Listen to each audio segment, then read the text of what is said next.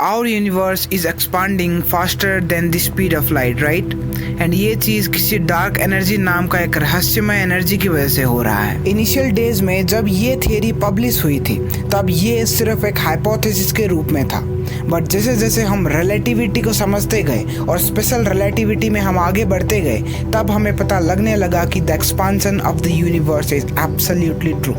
And आज की इस वीडियो में हम यही देखने वाले हैं कि how did special relativity prove the expansion of our universe. तो आज की इस वीडियो में हम डॉपलर इफेक्ट को लेने वाले होंगे एंड उसको रिलेटिविटी के पॉइंट ऑफ व्यू में देखकर हम ये बताने वाले होंगे कि universe is expanding faster than the speed of light. Also ये इफेक्ट हमें कैसे age of the universe and size of the universe के बारे में कई सारी चीजें बताती है। तो इसी चीज के बारे में हम प्रॉपर डिटेल तरीके से डिस्कशन करने वाले होंगे। So without any time waste, let's start this video.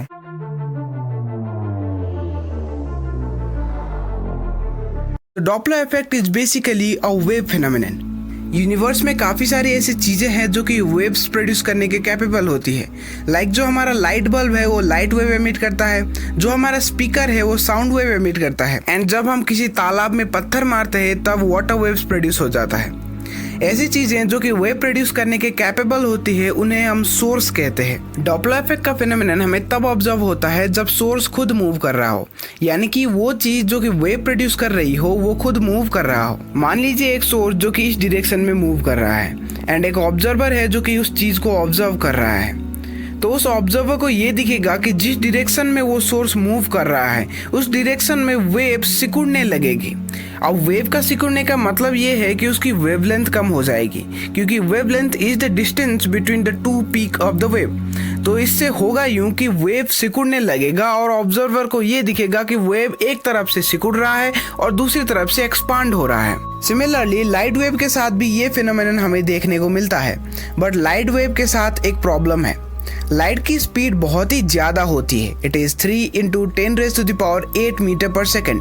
So similar to the other wave, जब लाइट वेव प्रोड्यूसिंग सोर्स हमारी तरफ बढ़ता है, ऑब्जर्वर की तरफ बढ़ता है, तब उसका वेवलेंथ डिक्रीज होगा, यानी कि जो वेव है वो सिकुड़ने लगेगा। एंड जब सोर्स हमसे दूर जा रहा होगा तो उसका वेवलेंथ इंक्रीज होगा। इसका मतलब ये है कि वेव एक्सपांड होना शुरू कर देगा। एंड लाइट वेव के केस में उसका वेवलेंथ का इंक्रीज होना या फिर डिक्रीज होना उसके कलर पर असर करता है।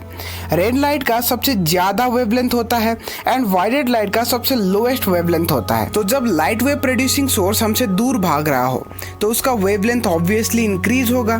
तो जब उसका वेवलेंथ इंक्रीज होगा तो इसका मतलब ये है कि उसका कलर धीरे धीरे रेड लाइट की तरफ शिफ्ट होना शुरू कर देगा। जब साइंटिस्ट लोगों ने दूर गैलेक्सी के स्टार को ऑब्जर्व किया तब उनका कलर हमें रेड लाइट की तरफ शिफ्ट होता हुआ दिख रहा था।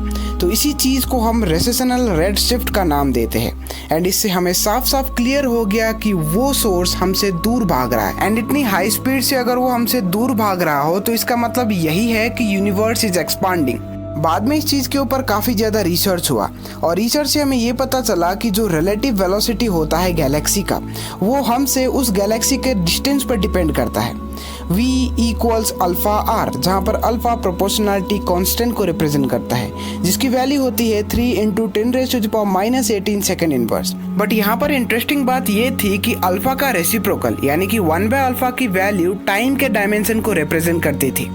1/α की वैल्यू होती 3 × 10⁻17 सेकेंड यानी कि 10⁻10 years, which is in today's date called the spoken age of the universe। आज के डेट में हम उसे एज ऑफ द यूनिवर्स का नाम देते हैं। तो अगर तुम लोगों को ऐसे ही रिलेटिविटी और रिलेटिविटी के कॉन्सेप्ट के बारे में जानना है तो इस वाली वीडियो पर तुम क्लिक कर सकते हो, और अगर तुमको एटॉम बॉम्ब अल्बर्ट आइंस्टाइन के बारे में जानना है तो इस वाली वीडियो पर क्लिक कर सकते हो। Thank you for watching this video patiently.